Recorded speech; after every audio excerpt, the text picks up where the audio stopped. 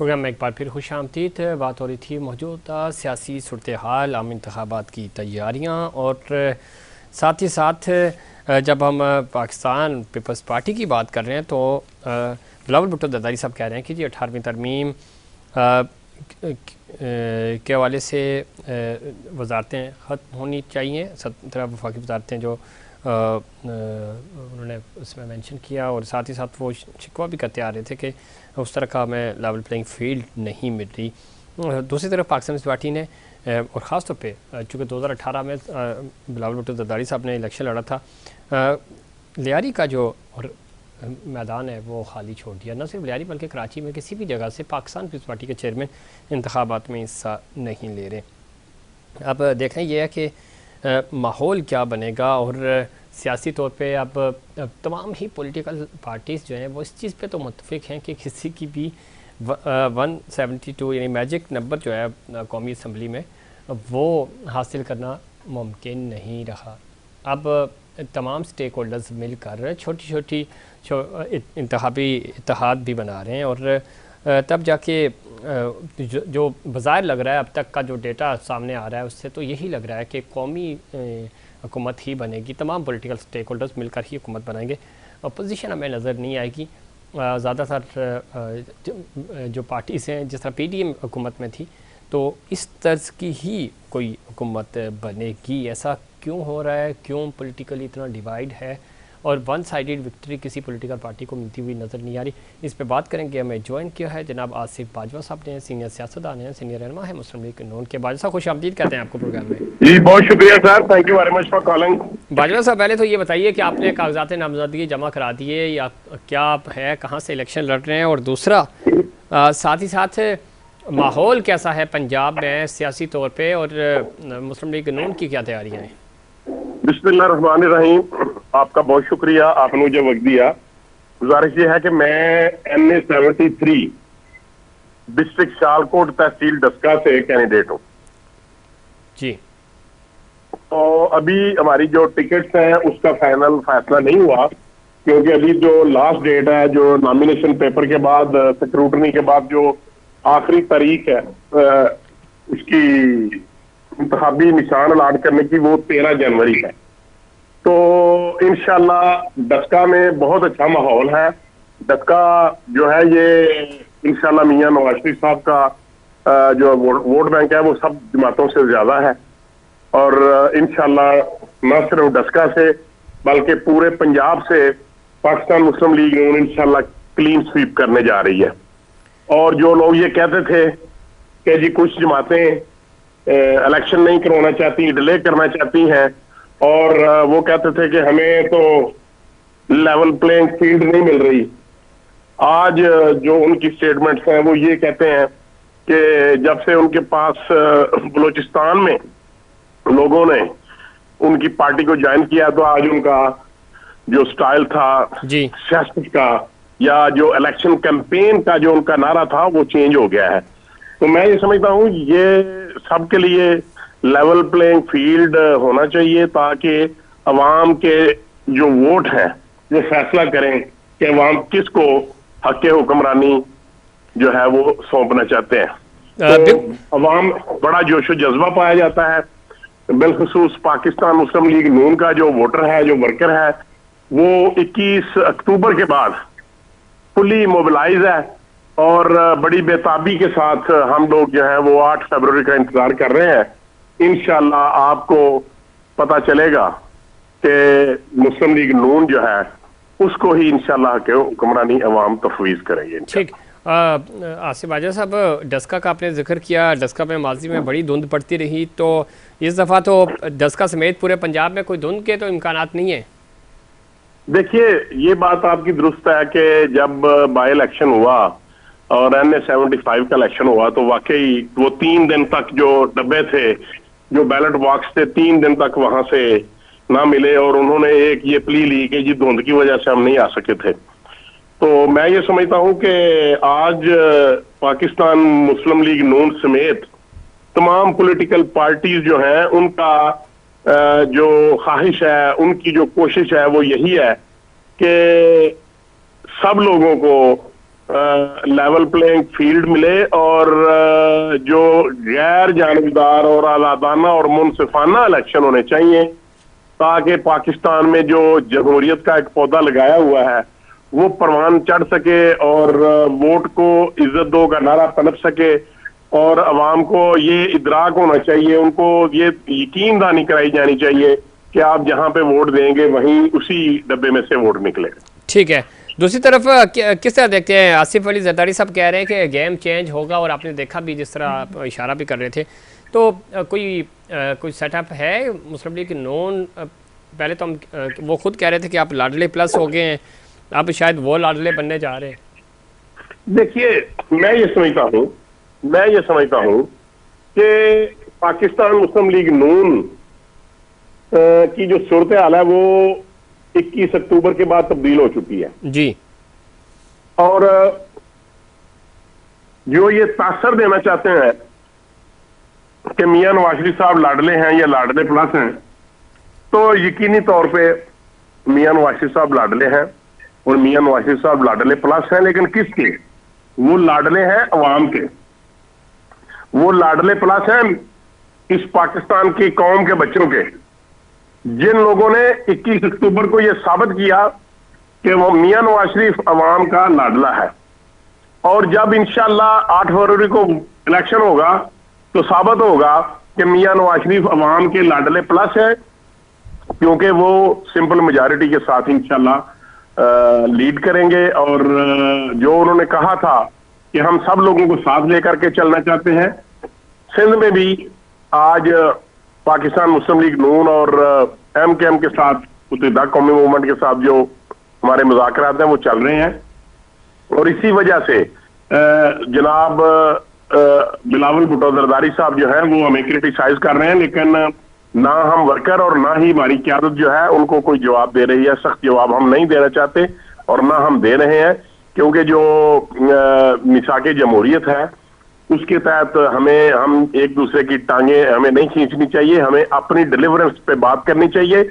और Pakistan peoples party की जो अकाबरीन हैं उनको भी अपनी डिलीवरेंस की बात करनी चाहिए, ना कि हम एक दूसरे के ऊपर कीचड़ उछालें और हम एक दूसरे की जातियात के मुतल्लिक बात करें। और ये जो जदीद जमहूरियतें हैं उनमें लोग अपनी डिलीवरेंस की और अपने मैनिफेस्टो की बात करते हैं और अपने वोटर को वो अपनी तरफ मुतवज्जो करते हैं अपनी डिलीवरेंस की बुनियाद पे। तो हम इंशाल्लाह जो आने वाला इलेक्शन है 2024 में 8 फरवरी को जो होने जा रहा है, हम डिलीवरेंस की बुनियाद पे अवाम से वोट लेंगे इंशाल्लाह। बहुत शुक्रिया जनाब आसिफ बाजवा साहब, आपने प्रोग्राम में वक्त दिया। और ज़ाहिर जैसे बाजवा साहब भी कह रहे थे कि परफॉर्मेंस के ऊपर ये इलेक्शन लड़ रहे हैं पंजाब में, और सिंध की जब वो बात कर रहे हैं तो MKM पाकिस्तान के साथ वो इत्तेहाद बनाने जा रहे हैं।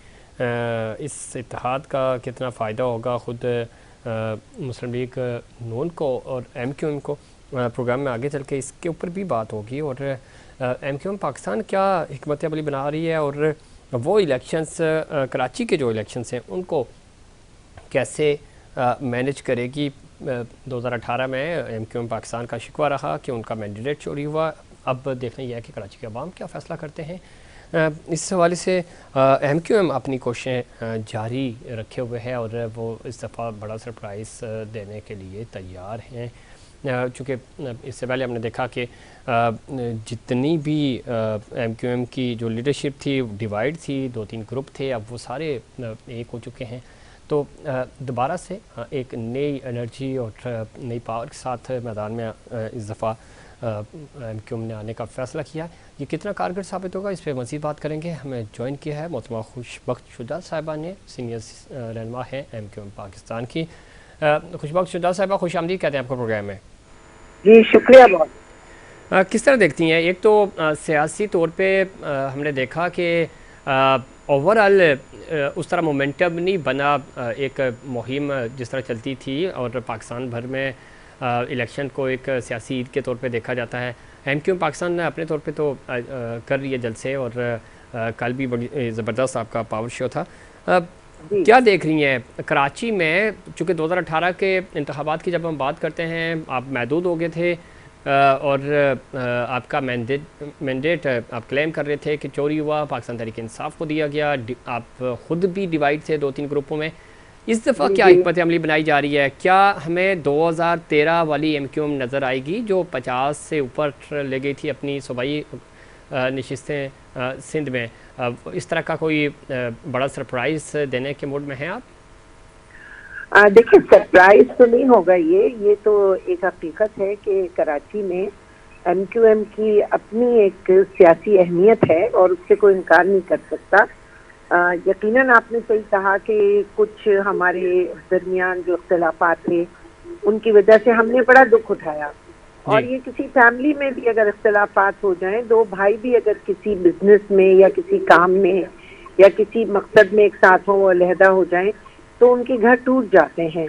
लेकिन अल्हम्दुलिल्लाह सब सुबह का भूला शाम को घर आए तो उसे भूला नहीं कहते, सब एक जगह जमा हो गए हैं और इस शहर की खातिर, इस सूबे की खातिर, इस मुल्क की खातिर सबको मुत्तहिद होकर काम करना चाहिए।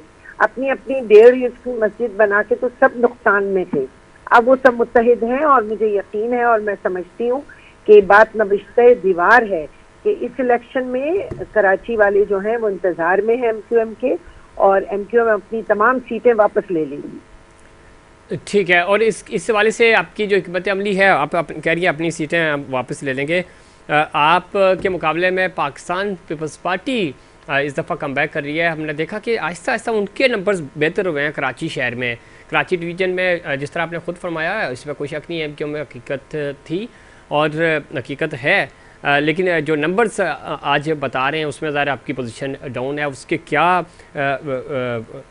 रीजंस हैं वो ऑलरेडी देखिए, नंबर्स पे आप ना जाएं। मैं ये समझती हूँ कि सियासत में जो है एक एक लम्हा काउंट होता है, एक एक मिनट काउंट होता है, और बड़े नशेबो फराज आते हैं, वक्त के साथ साथ बड़ी तब्दीली होती है। तो इस पे तो ना जाएंगे, तो इलेक्शन के वक्त जब वोट डाले जाएंगे उस वक्त पता चलेगा कि नंबर्स क्या होते हैं।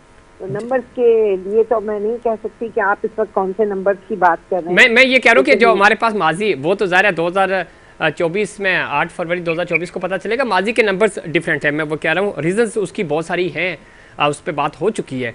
एक चीज़ और मैं जानना चाहूँगा कि MQM पाकिस्तान, चूँकि लीग की क़यादत भी आपके साथ राब्ते में मुलाकातें हो रही हैं, और क्या कोई इंतखाबी इत्तेहाद बना, फाइनल हो चुकी हैं चीज़ें? क्या अपडेट्स हैं इस हवाले से कि MQM पाकिस्तान इंतखाबी इत्तेहाद करेगी, या जितनी भी नशिस्तें आप जीतेंगे उसके बाद आप नून लीग के साथ बैठेंगे? देखिए, हमारी जो नशिस्तें हैं वो हमारी ही हैं, और हमारे जो वोटर्स हैं वो बड़े इंटैक्ट हैं जी, और वो किसी और पार्टी के लिए हमारा इत्तेहाद जो है वो यकीनन बेहतरी के लिए और वक्त के साथ तब्दीली के लिए तो है, लेकिन ना हमारा वोटर बचेगा और ना हमारी सीटें बचेंगी। ये बात तो तय हो चुकी है, सीटें हमारी, हम उनसे कोई एडजस्ट नहीं कर रहे हैं। ठीक, तो आप कह रहे हैं कि किसी भी सीट के ऊपर आप सीट एडजस्टमेंट नहीं कर रहे कराची डिवीजन में या हैदराबाद डिवीजन में? नहीं, कोई किस्म की सीट एडजस्टमेंट नहीं है कि जी हम सीट दे दें उनको। भाई हम कैसे दे देंगे?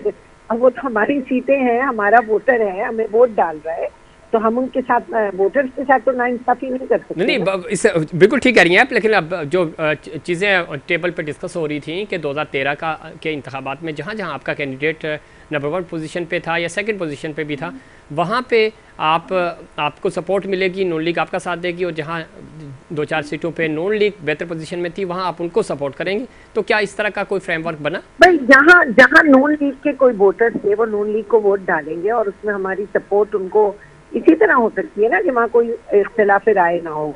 लेकिन देखिए, मैं नहीं, इख्तिलाफ राय से मुराद ये है कि वहाँ आप अपना कैंडिडेट नहीं खड़ा करेंगे, हम ये पूछना चाह रहे हैं आपसे। कैंडिडेट तो सारे साइन हो चुके, आपको कैंडिडेट की लिस्ट मिल गई होगी, आपको पता चल गया होगा कहाँ से कौन कैंडिडेट खड़ा हो रहा है। और वो हल्का जो अगर नून लीग का हल्का कभी बन रहा था, और जाहिर है वहाँ आपको याद होगा शहबाज शरीफ साहब जीत भी रहे थे, फिर जीत नहीं पाए और उसकी भी बहुत सी वजूहत थी। फैसल वावडा साहब वहाँ थे, फिर मिर्जा इस्माइल वहाँ से खड़े हुए। तो देखिए, ये हल्के जो होते हैं ये मखसूस होते हैं, तो उस पर कोई एडजस्टमेंट नहीं होता। उनका जो हल्का है वो उस पर अपनी मेहनत जारी रखेंगे। लेकिन MQM का वोटर जो है वो MQM को ही वोट डालता है, और वहाँ हम किसी को अपनी ना सीट दे रहे हैं ना कोई एडजस्टमेंट कर रहे हैं। ठीक है, तो फिर ये इत्तेहाद कैसा, यानी आप ये कह रहे हैं कि वोटर्स जो हैं MQM के जो वोटर्स हैं वो कमज़ोर तरीन हल्के में भी, जहाँ सपोज कर लेते हैं आपने शहबाज शरीफ वाले हल्के की बात की, तो पिछली दफ़ा वहाँ पे मुस्तफ़ा कमाल साहब इलेक्शन लड़े, उस वक्त ज़ाहिर वो PSP की तरफ से इलेक्शन लड़े थे, MQM इलेक्शन में गई, तो मान लेते हैं कि उस हल्के में आप अपना उम्मीदवार भी खड़ा करेंगे और उसके ऊपर भले आपको 500 वोट ही पड़े, लेकिन आपने वोट वहाँ अपने कैंडिडेट्स या MQM के जो लोग हैं, वोटर्स हैं, वो आप ही के कैंडिडेट को सपोर्ट करेंगे। जी, डिपेंड्स ऑन द सिचुएशन, बिल्कुल। तो फिर ये तो इंतहाबी इत्तेहाद ना हुआ ना, ये तो इसका मतलब ये है कि आप अपने आप जाएंगे इलेक्शन के बाद ही जीत का जो भी आपके पास सीटें आएंगी उन सीटों को मद्देनजर रखते हुए आप हुकूमत के साथ खड़े होंगे। जी बिल्कुल, हमारी जितनी सीटें होंगी वही सीटें काउंट होंगी।